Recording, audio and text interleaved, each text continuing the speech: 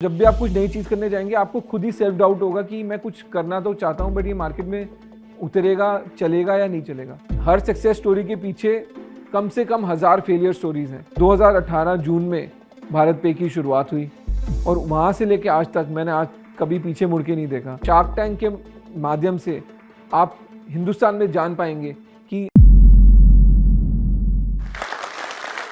नमस्कार, मेरा नाम अश्नील ग्रोवर है और मैं शार्क टैंक इंडिया के फर्स्ट सीज़न में शार्क हूँ। मैं भारत पे का फाउंडर और एमडी हूँ। मेरी जो जर्नी की शुरुआत है वो दिल्ली से हुई है। मैं एक दिल्ली बॉय हूँ। मैं पैदा भी दिल्ली में हुआ, मैंने पढ़ाई भी दिल्ली में करी और अब मैं काम भी दिल्ली में कर रहा हूँ।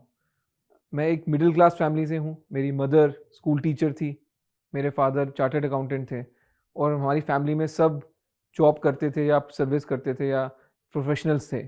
कोई बिज़नेस नहीं करता था। मैं एपीजे स्कूल में गया दिल्ली में, नर्सरी से लेकर 12th तक, और 12वीं के बाद मेरे को एक चीज़ क्लियर हो गई कि मैं अपने फादर के साथ सीए तो नहीं करके उनके ऑफिस में तो नहीं बैठ सकता।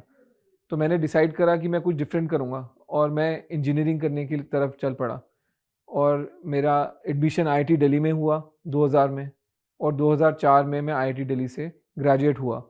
2003 से 4 मैं फ्रांस गया। मेरा सिलेक्शन हुआ एक एक्सचेंज प्रोग्राम में जिसके लिए मेरे को फ्रेंच एम्बेसी ने स्कॉलरशिप भी दी और मैंने अपना पूरा खर्चा खुद से उठाया। फ्रांस से आने के बाद और आईटी कंप्लीट करने के बाद मेरा सिलेक्शन हुआ आईआईएम अहमदाबाद में और मैंने आईआईएम अहमदाबाद से अपने एमबीए की डिग्री पूरी करी 2006 में। 2006 में मैंने ज्वाइन करा कोटक इन्वेस्टमेंट बैंकिंग, जो कि मेरी पहली जॉब थी, और मैंने कोटक इन्वेस्टमेंट बैंकिंग में 7 साल बिताए, 10 डील पूरी करी जिसकी कुल वैल्यू $3 बिलियन या 20,000 करोड़ रुपए थी। 7 साल कोटक इन्वेस्टमेंट बैंकिंग में काम करने के बाद मेरे को लगा कि मेरे को थोड़ा डिफरेंट करना चाहिए, एक डिफरेंट सेटअप में काम करके देखना चाहिए और मैंने अमेरिकन एक्सप्रेस इंडिया ज्वाइन किया।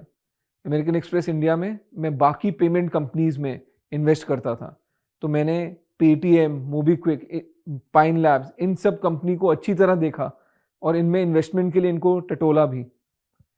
मैं 2 साल बिताया एमएक्स इंडिया में। मैंने वहाँ पे मोबीक्विक में एक इन्वेस्टमेंट भी करी उनके सीरीज बी में, और मैंने उस समय 100 से ज़्यादा पेमेंट कंपनीज के फाउंडर से बात करी, समझा वो क्या करना चाहते हैं और पेमेंट को अंदर तक परखा और समझा कि पेमेंट चलता कैसे है या फिनटेक जिसको बोलते हैं वो हिंदुस्तान में चलता कैसे है।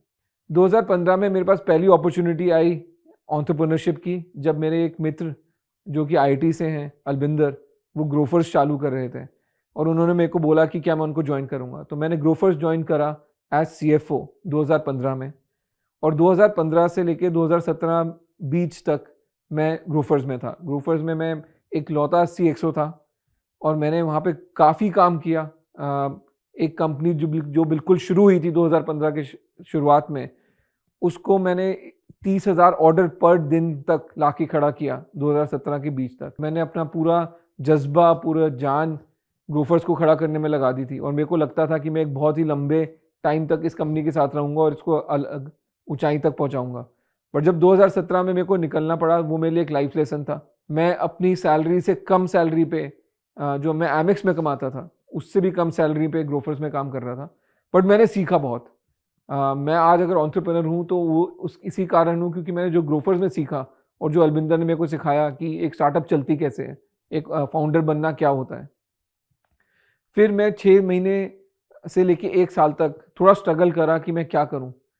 तब मेरे को एक बात समझ आई कि मैंने आज तक दुकान पे गल्ले पे बैठ के काम नहीं देखा है। मैं एक बहुत ही फॉर्मल एजुकेशन स्ट्रक्चर से आता हूं, जहां मैं पहले ही आईआईटी चला गया, फिर आईआईएम चला गया, फिर मैं बड़ी बड़ी कंपनियों को बेचने खरीदने में चला गया और मैं बैंक्स में ही काम किया 9 साल।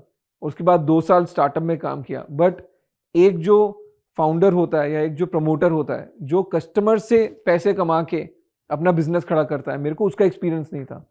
तो तब मैंने पीसी ज्वेलर ज्वाइन करा। पीसी ज्वेलर को मैं पहले से जानता था क्योंकि मैंने उनका आईपीओ किया था और मैं पीसी ज्वेलर में एक बहुत ही यूनिक काम कर रहा था। मैं एक गोल्ड लोन का बिजनेस बनाने की कोशिश कर रहा था। मैं उनकी ज्वेलरी बिजनेस में इन्वॉल्व नहीं था, पर मैंने ज्वेलरी बिजनेस भी काफ़ी करीबी से देखा।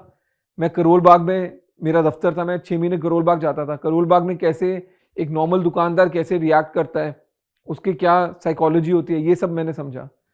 फिर जब 2018 में जून में मैं अपने को फाउंडर से मिला, शाश्वत, और भाविक, जो कि आईआईटी दिल्ली में थे। और मैं जब उनसे मिला तो मैंने समझा कि ये इन्होंने एक बहुत ही अच्छी टेक्नोलॉजी फिगर आउट कर ली है, जिससे हम यूपीआई के क्यूआर कोड लगा सकते हैं दुकान पे, और दुकानदार एक ही क्यूआर कोड पे बहुत सारी पेमेंट कंपनी से पैसा ले पाएगा।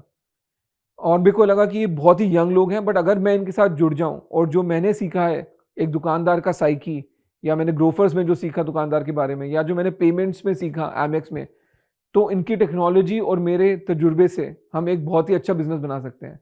और 2018 जून में भारत पे की शुरुआत हुई, और वहाँ से लेके आज तक मैंने आज कभी पीछे मुड़ के नहीं देखा। हम हर महीने इतनी ग्रोथ करी है, और उसका कारण सिंपल था। हमने एक प्रोपोजिशन निकाली कि दुकानदार फ्री में पेमेंट एक्सेप्ट कर सकता है भारत पे का क्यूआर यूज़ करके। आज की डेट में हम क्यूआर की सबसे बड़ी कंपनी है हिंदुस्तान के। हमसे काफ़ी बड़ी कंपनियां हमारे से पहले थी, जैसे कि पेटीएम, फ़ोनपे।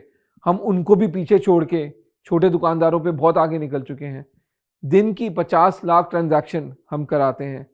साल का अगर हम देखें तो 1 लाख करोड़ से ऊपर की पेमेंट्स हमारे सिस्टम के थ्रू फ्लो करती हैं। पर हम सिर्फ पेमेंट्स पे नहीं रुके, उसके बाद हमने इन क्यूआर के बेसिस पे, और जो हमारे को पता लगा कि एक दुकानदार पे कितना बिजनेस हो रहा है, उसके बेसिस पे हमने लोन देने शुरू करे। हम अभी 3,000 करोड़ से भी ज़्यादा के लोन छोटे दुकानदारों को दे चुके हैं। 3 साल कैसे बीत गए मेरे को पता ही नहीं लगा। एक के बाद एक मेरे साथ लोग जुड़ते रहे। पेमेंट्स और का जो बिजनेस है वो एक ट्रस्ट का बिजनेस है। आप किसी के पैसे को छू रहे हैं तो आपको, तो दुकानदार को आप पे ट्रस्ट होना चाहिए। तो मैंने पिछले 3 साल मिलके जो भी प्रोसेस बनाए, जो भी टेक्नोलॉजी बनाए, वो ऐसा बनाए कि हर बंदे का पैसा उसको सही टाइम पे मिले। और जब एक इंसान को अपना पैसा सही टाइम पे मिल रहा है, साल में 365 दिन, या 3 साल में 1000 बारी हम उसकी पेमेंट टाइम पे कर पाए हैं, तो अपने आप एक ट्रस्ट क्रिएट हो गया और भारत पे एक काफ़ी बड़ा ब्रांड बन गया देखते ही देखते। अभी हमारा मिशन सिंपल है, हमको छोटे दुकानदारों के साथ लगे रहना है और उनको और लोन्स देने हैं, ताकि वो और बड़ा बिजनेस कर सकें और ऑनलाइन कॉम्पिटिटर जैसे कि अमेजोन और फ्लिपकार्ट इनसे compete कर सकें। बिकॉज हिंदुस्तान में 90% रिटेल का बिजनेस अभी भी छोटे दुकानदारों के पास होता है, बट इनके पास कैपिटल नहीं है बड़ी कंपनियों से भिड़ने का। तो हमारा उद्देश्य यही है कि हम इनको कैपिटल प्रोवाइड करें और ये बड़ी कंपनियों के साथ compete कर सकें। सो एंटरप्रेन्योरशिप को लेके काफ़ी मिसकंसेप्शन रहे हैं मार्केट में। लोगों को लगता है कि बस टेक्नोलॉजी बनानी है, कस्टमर एक्वायर करने हैं, ब्रांड बनाना है, थोड़ी मार्केटिंग करेंगे, थोड़े पैसे रेज कर लेंगे और अपने आप चल जाएगा। बट एक एंटरप्रेन्योरशिप काफ़ी स्ट्रगल है, काफ़ी कठिन चीज़ है, जिसको आपको करने में बहुत परसिवियरेंस चाहिए और एक बहुत ही कन्विक्शन चाहिए आप में कि आप जो कर रहे हैं वो सही है। बिकॉज बड़े एंटरप्रेन्योर अगर आप बनेंगे, आप बड़ा बिजनेस बनाएंगे, तो आपको कोई भी उससे मैचिंग चीज़ मार्केट में मिलेगी नहीं। तो जब भी आप कुछ नई चीज़ करने जाएंगे, आपको खुद ही सेल्फ डाउट होगा कि मैं कुछ करना तो चाहता हूँ, बट ये मार्केट में उतरेगा, चलेगा या नहीं चलेगा। इसलिए मैं एंटरप्रेन्योर्स को ये बोलता हूँ कि आपका जो मिशन है वो क्लियर होना चाहिए। फाउंडर बनना, फाउंडर का टैग लगाना कोई डॉक्टर की डिग्री नहीं है। आजकल एक फैशन चल गया है कि हर बंदे को अब ये लिखना है, मैं इस चीज़ का फाउंडर हूँ, मैं उस चीज़ का फाउंडर हूँ। फाउंडर लिखने से आप कूल नहीं बन जाते। वो एक क्वालिफिकेशन नहीं है, वो एक एक्सपर्टीज नहीं है। फाउंडर आप तभी बनेंगे जब आप जो बिजनेस कर रहे हैं वो सही रीजन के लिए कर रहे हैं, सिर्फ कूल बनने के लिए नहीं कर रहे हैं। तो मैं तो सब एंटरप्रेन्योर्स को यही बोलूंगा कि एक चीज समझ के चलिए कि आपकी बेवकूफ़ियों के लिए और आपकी अय्याशियों के लिए मार्केट कभी पे नहीं करेगी। जो इंग्लिश में बोलते हैं, मार्केट्स नेवर पे फॉर योर इनएफिशिएंसी और एक्स्ट्रावेगेंस। अगर आप इस चीज़ पे क्लियर हैं और आप इसको एक डिसिप्लिन तरीके से मान के चलेंगे, तो आप एक बहुत अच्छे एंटरप्रेन्योर बन सकते हैं। अभी हिंदुस्तान में, भारत में एक एंटरप्रेन्योरशिप की वेव चल रही है। जो कंपनियां 10 साल पहले शुरू हुई थी वो अब पब्लिक होती जा रही हैं, उनके आईपीओ हो रहे हैं। उस करके मार्केट में सब लोग शेयर होल्डर भी बन रहे हैं इन कंपनी की। तो सबको एक समझ है कि ये सिर्फ फोके बिजनेस नहीं है कि बड़ी बड़ी बातें हैं, एक्चुअल रियल बिजनेस हैं, और जो ऐसे बिजनेस हैं जिनके आईपीओ भी हो सकते हैं। तो इस करके आज की डेट में हिंदुस्तान में एक नया कॉन्फिडेंस है कि हमको भी एंटरप्रेन्योर बनना है, हमको भी अपना बिजनेस शुरू करना है, जो कि एक बहुत ही अच्छी वेव इंडिया में चल रही है। बट काफ़ी लोगों के लिए ये समझना कि एंटरप्रेन्योरशिप है क्या, कैसे एक एंटरप्रेन्योर बनता है, वो एंटरप्रेन्योर कैसे जाके एक इन्वेस्टर के सामने जाके उनको पिच करते हैं कि आप हम पे पैसे लगाइए। काफ़ी लोगों के पास ये समझ नहीं है, बिकॉज ये जितनी भी एक्टिविटी होती है ये एक बंद दरवाजे के पीछे होती है। शार्क टैंक एक मंच है जहाँ पे ये सारी एक्टिविटी, जहाँ काफ़ी अच्छे बिजनेस आ रहे हैं और वो पिच कर रहे हैं हमारे को, और हम उनको बता रहे हैं कि हम उन पे पैसा लगाएंगे या नहीं लगाएंगे, और इससे काफ़ी एजुकेशन होगा। और एक जो मैं कहता हूँ, एक जो मिस एजुकेशन भी है मार्केट में, सबको लगता है कि बस अपना कुछ भी स्टार्टअप शुरू करो, एक आईआईटी की डिग्री ले लो, एक टेक का बंदा साथ में ले लो और आपकी मल्टी बिलियन डॉलर कंपनी बन जाएगी। ऐसा कुछ नहीं है। हर सक्सेस स्टोरी के पीछे कम से कम 1000 फेलियर स्टोरीज हैं। तो आपको ये जानना भी ज़रूरी है कि क्या करना है, और उससे ज़्यादा ज़रूरी ये जानना है कि क्या नहीं करना है।